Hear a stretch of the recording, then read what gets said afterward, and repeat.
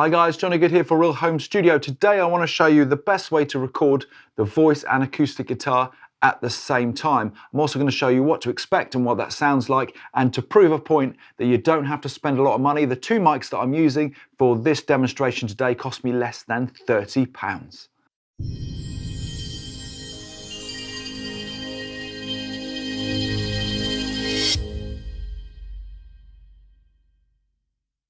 Just before we dive in, I want to remind you to please like, subscribe. If you've got something to say, please do drop it in the comments box below. Okay, so as well as the mics that you're going to need, obviously, to record with two mics, you're going to need two separate mic stands, and you're going to need an audio interface which has two separate pre's going into it.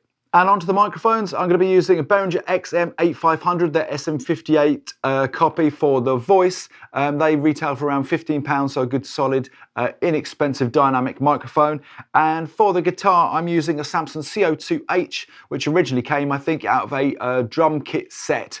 And this one got sold separately on eBay, and I picked up for around 10 quid. So I wanted to use these microphones today just to show to you that you don't have to spend loads and loads of money. Now, one of the big things you're going to hear when you're recording this way with two mics at the same time is that you are going to get bleed on the mics. It's never going to be as isolated as it is when you are recording in a studio, doing each track individually. That said, there's things that you can do to mitigate this problem, and a big thing is angling these mics so they're pointing at the source and away from the other source as possible. So for example, you wouldn't want this dynamic mic coming down or straight at me, but if you can have it coming up to the voice, then you're angling at the voice, but at the same time you're angling away from the guitar. And the same thing goes for the microphone that's on the guitar. Again, we're pointing down, we're not level or coming up, then we would get more bleed from the voice. So we're pointing down to get as much of the source as possible and reject as much of the source that we don't want as possible on each respective microphone.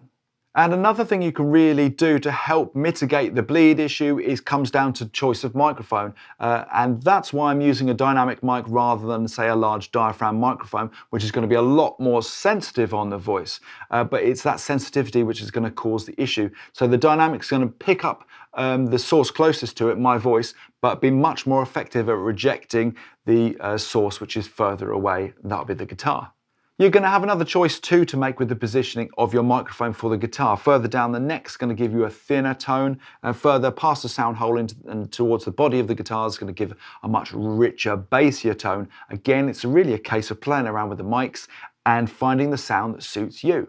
And one other thing you're going to want is a windshield or a pop shield to capture those plosives. Okay, I'm going to get playing and I'm going to give you some examples of what the mics sound like together and also on their own as well, to give you an idea of what you can expect. Where brighter thoughts take you to a lighter place, and hold your head up high. Look who you've become. Runaway trains run off the rails, caught in a storm with no wind in the sails, sitting on the fence to keep them on track. You must move on, let them keep looking back. Thanks for checking this video out today. I do hope that you found it helpful. I'll leave some links in the description below about these two microphones. If you've got some things that you want to say, then please do drop it in the comments box below. Like, subscribe, most importantly, have yourself a great day.